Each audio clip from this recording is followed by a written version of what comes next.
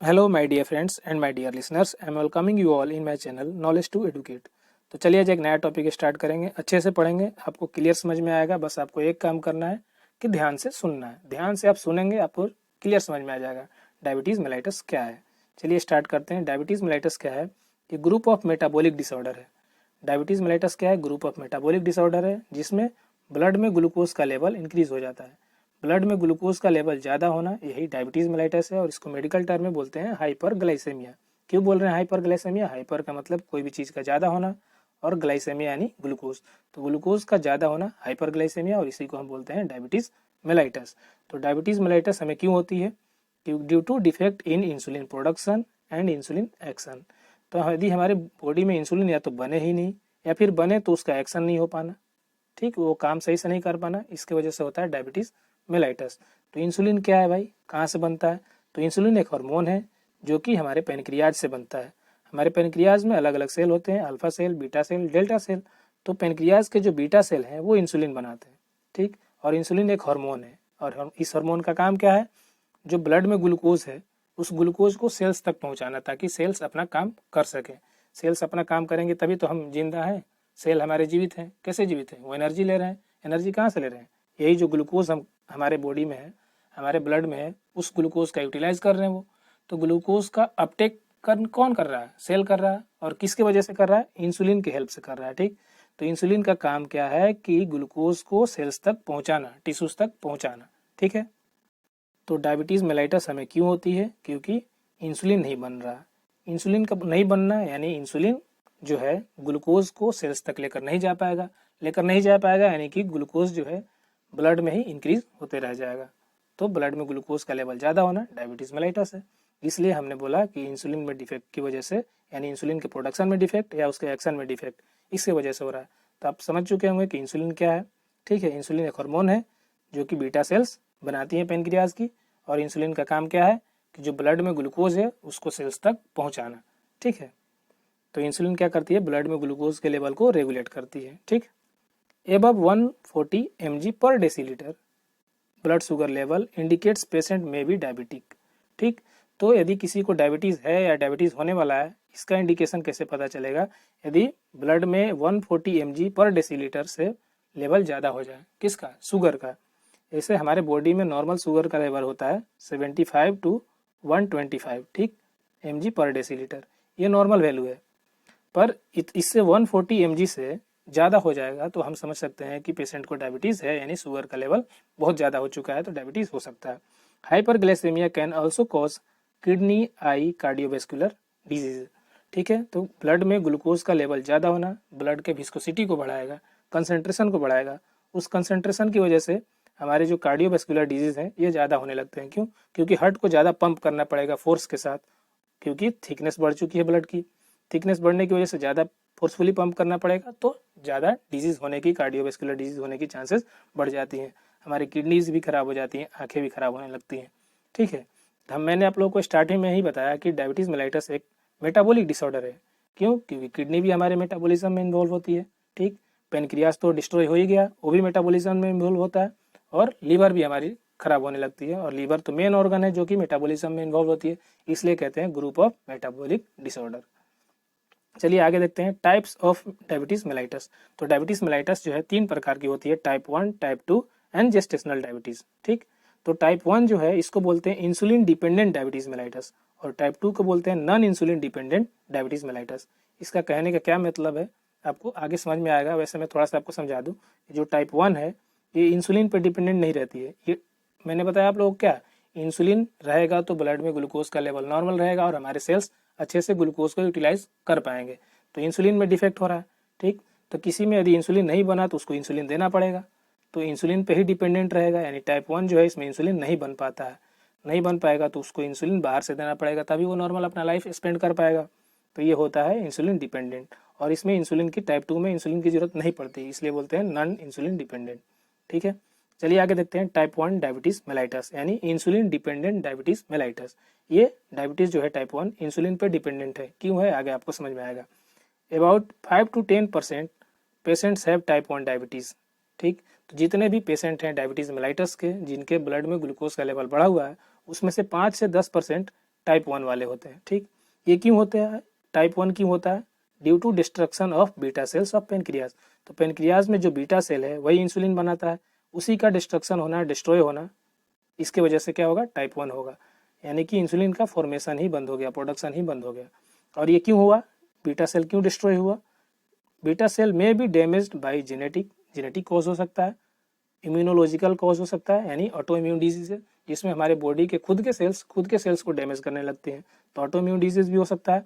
और environmental factors यानी जो भी हम अपने इन्वायरमेंट से लेते हैं, यानी कि अल्कोहल कोई लेते हैं उनको भी हो सकता है, या कोई पैथोजन की एंट्री हो गई, ठीक है, इन्फेक्शन हो गया, उसके वजह से भी बीटा सेल डैमेज हो सकता है। Type 1 diabetes occurs mainly in people who have below 30 age. तो जो 30 से कम एज वाले होते हैं उनमें देखने को मिलता है टाइप 1 डायबिटीज मेलाइटस। ठीक है, और इसको जुवेनाइल भी बोलते हैं क्योंकि ये यंग एज में ही हो रहा है। ठीक है, तो जुवेनाइल डायबिटीज भी कहते हैं। As the type 1 diabetes occurs due to destruction of beta cell. जो टाइप 1 डायबिटीज है बीटा सेल के डिस्ट्रॉय होने की वजह से हो रहा है, तो पेनक्रियाज इंसुलिन नहीं बना पाता। इंसुलिन नहीं बना पाएगा तो उसको हमें इंसुलिन का इंजेक्शन देना पड़ेगा। तो इंसुलिन का इंजेक्शन देंगे तो ही वो पर्सन अपना नॉर्मल लाइफ स्पेंड कर पाएगा। तो इंसुलिन का इंजेक्शन इसमें दे रहे हैं टाइप 1 वाले में, इसलिए बोलते हैं इंसुलिन डिपेंडेंट डायबिटीज मेलाइटस। चलिए आगे देखते हैं, टाइप 2 पढ़ते हैं जो कि इंसुलिन पर डिपेंडेंट नहीं है। ठीक है, इंसुलिन पर ये जो है टाइप 2 90% पेशेंट्स में देखने को मिलेगा, यानी ज़्यादातर जो पेशेंट आपको मिलेंगे डायबिटीज़ वाले वो टाइप 2 वाले ही होंगे। ठीक, ये क्यों होता है? Due to insulin resistant receptor. हमारे जो बॉडी के सेल्स हैं उन पे रिसेप्टर होता है। ठीक, वो जब इंसुलिन उस रिसेप्टर पे बाइंड होगा तो ही ग्लूकोज का अपटेक कर पाते हैं सेल्स। ठीक, यदि रिसेप्टर ही रेजिस्टेंट हो जाए, खराब हो जाए, यदि रेजिस्टेंट हो गया रिसेप्टर तो इंसुलिन को एक्सेप्ट नहीं करेगा, इंसुलिन को एक्सेप्ट नहीं करेगा तो ग्लूकोज के चैनल नहीं खुलेंगे और ग्लूकोज का यूटिलाइज सेल्स नहीं कर पाएंगे। ठीक है, तो ये होता है टाइप 2 जिसमें कि हमारे इंसुलिन तो बन रहे हैं, ठीक, इंसुलिन की कमी नहीं है, पर इंसुलिन रेजिस्टेंट हो चुके हैं हमारे सेल के रिसेप्टर, और रिसेप्टर ही रेजिस्टेंट हो गया, काम नहीं कर पा रहा है, तो इंसुलिन बाइंड नहीं होगा, और इंसुलिन बाइंड नहीं होगा तो क्या होगा, हमारे ब्लड में ग्लूकोज का लेवल बढ़ जाएगा क्योंकि सेल यूटिलाइज नहीं कर पाएंगे उसको। ठीक है, चलिए आगे देखते हैं। It occurs mainly in people who have above 30 years of age. तो जो लोग 30 ईयर्स से ज़्यादा होते हैं उन लोगों में देखने को मिलता है टाइप 2। ठीक है, ओबेज और लेस एक्टिव जो होते हैं वही ओबेज होते हैं, आलसी होते हैं, और ओबेज होने की वजह से क्या होता है, वो ज़्यादा मोटे हो जाते हैं, और मोटे होने की वजह से जो मोटे लोग हैं उनमें फैट ज़्यादा तो फैटी एसिड ज़्यादा, और फैटी एसिड जो है क्या करती है, रिसेप्टर को डैमेज करती है, और उसके वजह से हो जाता है टाइप 2 डायबिटीज मेलाइटस। ये इसका कॉज जेनेटिक भी हो सकता है। ठीक है, it can occur due to obesity की वजह से, because obesity increases level of fatty acids and inflammation leading to insulin resistant. तो ओबेसिटी की वजह से क्या होगा, फैटी एसिड बढ़ेगा, और फैटी एसिड बढ़ेगा और क्या बढ़ता है, इन्फ्लेमेटरी सेल्स बढ़ते हैं, तो इन्फ्लेमेशन होगा किसकी वजह से, ओबेसिटी की वजह से, फैटी एसिड्स बढ़ेंगे, और ये सारे मिलके क्या करते हैं, इंसुलिन रेसिस्टेंट रिसेप्टर बना देते हैं, तो टाइप 2 होने की चांसेस बढ़ जाती है, और ऐसे लोगों में टाइप 2 डायबिटीज़ हो जाती है। It can be treated with providing diet. और टाइप 2 डायबिटीज़ को कैसे ट्रीट कर सकते हैं, टाइप 1 को तो हमने इंसुलिन इंजेक्शन लगाया, टाइप 2 को ट्रीट करने के लिए उसके डाइट को मेंटेन करेंगे, क्योंकि इंसुलिन का प्रोडक्शन तो है, ठीक है, इंसुलिन तो बन रहा है पर रिसेप्टर खराब हो रहे हैं, तो उसके लिए हमें प्रॉपर डाइट देनी पड़ती है जिसमें कि कार्बोहाइड्रेट ज़्यादा देंगे, फ्रूट्स देंगे, लो फैट डाइट देंगे, ठीक, और एक्सरसाइज करने को भी बोलेंगे, पर नॉर्मल एक्सरसाइज, ज़्यादा हैवी एक्सरसाइज नहीं, एंड हाइपोग्लाइसेमिक ड्रग्स, कुछ ड्रग्स देंगे जो कि हाइपोग्लाइसेमिक यानी कि ब्लड में ग्लूकोज के लेवल को जो कम करने वाले ड्रग्स होते हैं वो ड्रग्स देंगे। अवॉइड हैवी एक्सरसाइज करने से मना करेंगे, क्यों, क्योंकि हमारे ब्लड में ग्लूकोज तो है पर सेल्स यूटिलाइज नहीं कर पा रहे, तो सेल्स को ग्लूकोज नहीं मिल रहा है, एनर्जी नहीं मिल रहा है, और तुम एक्सरसाइज करोगे तो क्या होगा, हमारे सेल डैमेज हो जाएंगे, डेड हो जाएंगे, ठीक है, और वीकनेस तो होगी ही होगी।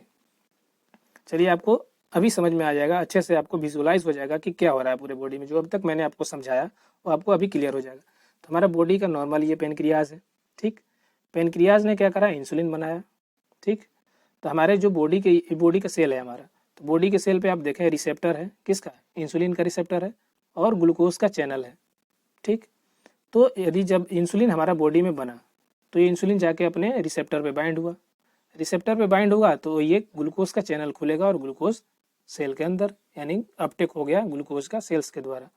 तो आपको नॉर्मल पता चला, नॉर्मल फिजियोलॉजी क्या है, तो नॉर्मल फिजियोलॉजी क्या है, इंसुलिन का बनना पेनक्रियाज से और वो इंसुलिन का रिसेप्टर पे बाइंड हो जाना, बाइंड होने की वजह से ग्लूकोज चैनल खुलना और ग्लूकोज का अपटेक हो जाना सेल्स के द्वारा, ठीक। और टाइप 1 डायबिटीज़ मेलाइटस जो है, इसमें क्या हो रहा है कि पेनक्रियाज खराब हो चुका, यानी कि बीटा सेल खराब हो चुके। बीटा सेल खराब होने की वजह से इंसुलिन बना ही नहीं, इंसुलिन बना नहीं तो यहाँ पे देखो बाइंड नहीं हुआ, और बाइंड नहीं हुआ तो ये चैनल खुला ही नहीं, चैनल खुला नहीं तो ग्लूकोज का अपटेक नहीं हो पाया, तो ये ग्लूकोज कहाँ रह गए, ब्लड में ही रह गए। तो ब्लड में ग्लूकोज का लेवल ज़्यादा हो जाना, हाइपरग्लाइसेमिया यानी diabetes mellitus type 1।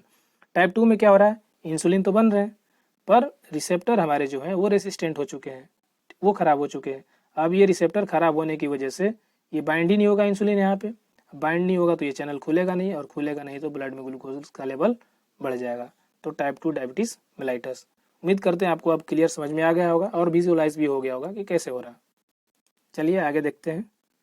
Gestational diabetes mellitus हमने पढ़ा था कि 3 टाइप हैं, टाइप 1 पढ़ लिया हमने, टाइप 2 पढ़ लिया और थर्ड टाइप पढ़ रहे हैं जेस्टेशनल डायबिटीज़ मेलाइटस। नाम से ही समझ में आ रहा है जेस्टेशनल जो कि प्रेगनेंसी के टाइम पे होगा।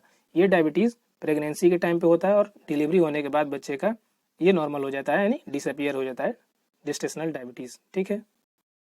ये डायबिटीज़ क्यों होता है, due to the obesity at the time of pregnancy. Pregnancy के टाइम पे औरत क्या करती हैं, अपनी एक्टिविटीज़ को कम कर देती हैं, चलना फिरना कम कर देती हैं। तो एक्टिविटीज़ कम होगा तो उनकी ओबेसिटी बढ़ेगी, और ओबेसिटी बढ़ने की वजह से क्या होगा, फैटी एसिड बढ़ेगा, इन्फ्लेमेटरी सेल्स बढ़ेंगे जो कि रिसेप्टर को डैमेज करेंगे, और रिसेप्टर को डैमेज करने की वजह से क्या होगा, इंसुलिन बाइंड नहीं हो पाएगा अपने रिसेप्टर पे, बाइंड नहीं होगा तो ब्लड में ग्लूकोज का लेवल बढ़ जाएगा। Due to the gestational diabetes the chance of type 2 diabetes में इंक्रीज इन फ्यूचर। और टाइप जेस्टेशनल डायबिटीज़ की वजह से फ्यूचर में टाइप 2 डायबिटीज़ होने की चांसेस बढ़ जाती हैं। क्यों, क्योंकि टाइप इसमें जेस्टेशनल में क्या हो रहा है, रिसेप्टर डैमेज हो रहे हैं। क्यों डैमेज हो रहे हैं, क्योंकि ओबेसिटी की वजह से, जैसे कि मैंने आप लोगों को टाइप 2 में समझा चुका हूँ, तो वैसा ही क्या हो रहा है इसमें भी हो रहा है, ओबेसिटी की वजह से डैमेज हो रहे हैं रिसेप्टर। तो रिसेप्टर डैमेज हो गए तो टाइप 2 डायबिटीज़ होने के चांसेस बढ़ जाते हैं, पर जेस्टेशनल डायबिटीज़ जो है वो फुली ट्रीटेड हो जाती है। चलिए आगे देखते हैं पैथोफिजियोलॉजी। पैथोफिजियोलॉजी ये यानी कि डायबिटीज़ कैसे होती है हमारी बॉडी में। तो ये तो मैंने आप लोगों को अच्छे से समझा दिया है, पर यहाँ पे आपको रिवीजन हो जाएगा, एक तरीके से समरी है आपके लिए। चलिए आप पैथोफिजियोलॉजी एक बार देख लें। तो टाइप 1 डायबिटीज़ जो है due to aetiological factors, aetiology यानी कॉजेज, कॉजेज क्या थे टाइप 1 डायबिटीज़ के, इम्यूनोलॉजिकल कॉज थे, ऑटोइम्यून डिजीज, जेनेटिक कॉज थे, लाइफ स्टाइल, इन्फेक्शंस। तो इनकी वजह से क्या होगा कि बीटा सेल डिस्ट्रॉय होंगे, बीटा सेल डिस्ट्रॉय होंगे तो इंसुलिन का प्रोडक्शन बंद, इंसुलिन बनेगा नहीं तो ग्लूकोज का अपटेक नहीं हो पाएगा सेल्स के द्वारा, ठीक। तो सेल्स अपटेक नहीं कर पाएंगे ग्लूकोज का, तो ग्लूकोज कहाँ रहेगा, ब्लड में रहेगा, ब्लड में रहेगा तो हाइपरग्लाइसेमिया, हाइपरग्लाइसेमिया है तो टाइप 1 डायबिटीज़ मेलाइटस, ठीक है। टाइप 2 में क्या होता है, इटियोलॉजिकल फैक्टर इसके भी क्या थे, कुछ जेनेटिक फैक्टर थे, ठीक है। तो इटियोलॉजिकल फैक्टर होने की वजह से और ओबेसिटी की वजह से क्या हो रहा था, इंसुलिन का एक्शन सही नहीं हो पा रहा था। इंसुलिन अपना एक्शन क्यों नहीं कर पा रहा था, क्योंकि इसके जो रिसेप्टर थे वही रेसिस्टेंट हो चुके थे, सेल के जो रिसेप्टर थे वही क्या हो गए, रेसिस्टेंट हो गए इंसुलिन के लिए। तो उसकी वजह से क्या होगा, ग्लूकोज का अपटेक नहीं हो पाएगा, इंसुलिन लिख दिया मैंने, यानी ग्लूकोज का अपटेक नहीं हो पाएगा यहाँ पे। तो ग्लूकोज का अपटेक नहीं होगा तो क्या होगा, ब्लड में ग्लूकोज का लेवल बढ़ेगा, हाइपरग्लाइसेमिया, टाइप 2 डायबिटीज़ मेलाइटस। चलिए आगे देखते हैं साइन एंड सिम्टम्स। क्या साइन एंड सिम्टम है डायबिटीज़ मेलाइटस के, पॉलीयूरिया यानी कि बार बार पेशाब लगेगी, यूरिन निकलने को मन होगा, ठीक है। तो पॉलीयूरिया होगा यानी बॉडी में फ्लूइड की कमी होगी तो बार बार प्यास लगेगी, पॉलीडिप्सिया, और पॉलीफेजिया, भूख भी ज़्यादा लगेगी, भूख ज़्यादा लगेगी क्योंकि सेल्स को एनर्जी नहीं मिल पा रहा ना डायबिटीज़ में। डायबिटीज़ में क्या हो रहा है, जितना ग्लूकोज बना वो ब्लड में ही रह गया, वो हमारे सेल्स यूटिलाइज ही नहीं कर पा रहे थे, तो भूख लगेगी ही लगेगी। तो सेल्स यूटिलाइज नहीं कर पाएंगे ग्लूकोज को तो क्या होगा, वीकनेस भी होगा, वेट लॉस भी होगा और ब्लर विजन हो जाती है, ठीक है। डायग्नोसिस, क्या क्या डायग्नोसिस है डायबिटीज़ मेलाइटस के, हिस्ट्री कलेक्शन करेंगे। हिस्ट्री कलेक्शन में आपको पेशेंट साइन एंड सिम्टम्स में बताएंगे तो आपको समझ में आएगा कि हाँ डायबिटीज़ की ओर इंडिकेट कर रहा है पेशेंट, तो हम समझ सकते हैं, हिस्ट्री कलेक्शन से ही पता कर लेते हैं कि पेशेंट को डायबिटीज़ हुआ होगा। फिजिकल एग्जामिनेशन करेंगे, HbA1c टेस्ट होती है, RBS होती है और OGTT। HbA1c टेस्ट क्या है, इस टेस्ट के वजह से हम पिछले 3 मंथ तक का डाटा निकाल सकते हैं कि पेशेंट के बॉडी में ग्लूकोज का लेवल क्या था, ठीक। RBS random blood sugar test, इसमें क्या करते हैं कि किसी भी टाइम पे हम बॉडी से थोड़ा सा ब्लड लेंगे और ब्लड में क्या ग्लूकोज का लेवल है वो चेक कर पाते हैं। OGTT oral glucose tolerance test, इसमें क्या करते हैं कि पेशेंट को 12 घंटे तक क्या करते हैं, फास्टिंग में रखते हैं। फिर उसके बाद 75 mg उसको ग्लूकोज देते हैं। फिर वैसे टेस्ट करते हैं कि ग्लूकोज का लेवल कितना बढ़ा, और हर आधे घंटे पे चेक करते हैं कि कितना लेवल बढ़ा। तो इससे पता कर लेते हैं हम कि पेशेंट को डायबिटीज़ है या नहीं। ठीक है, तो ये टेस्ट हैं डायबिटीज़ के। उम्मीद करते हैं आपको समझ में आया ही होगा। और ट्रीटमेंट क्या है मैंने आप लोगों को बता ही दिया। टाइप 1 में इंसुलिन के इंजेक्शन लगते हैं, टाइप 2 में अच्छी डाइट देते हैं। ठीक है, और उम्मीद करते हैं, लास्ट में भी आपको यही बोल रहा हूँ कि उम्मीद करता हूँ कि आपको समझ में आया होगा। जो भी यहाँ तक सुने होंगे आपको क्लियर समझ में आया ही होगा। चलिए, thank you and have a nice day.